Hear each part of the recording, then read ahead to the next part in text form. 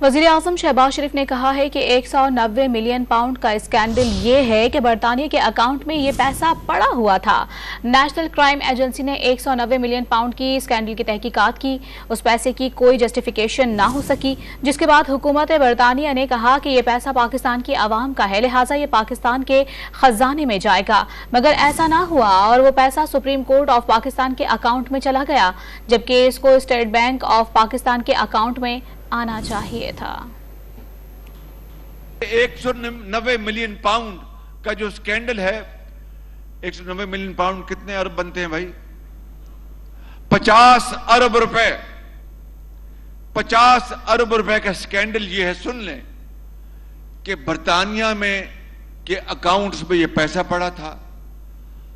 बरतानिया का जो एनसी है, नेशनल क्राइम्स एजेंसी, जिसने मेरे खिलाफ 2 साल तहकीक की, उन्होंने इसकी पूरी तहकीक की और उनको पता लगा ये पैसा जो है ये बरतानिया में आया, इसकी कोई जस्टिफिकेशन नहीं। उन्होंने आउट ऑफ कोर्ट दूसरी पार्टी से डील की और बरतानिया की हुकूमत ने, एनसीए ने ये इश्तिहार साथ लगाया कि ये पैसा पाकिस्तान के अवाम का है। सुन ले बात जरा गौर से, ये पाकिस्तान के अवाम का है, लिहाजा ये पाकिस्तान के खजाने में जाएगा।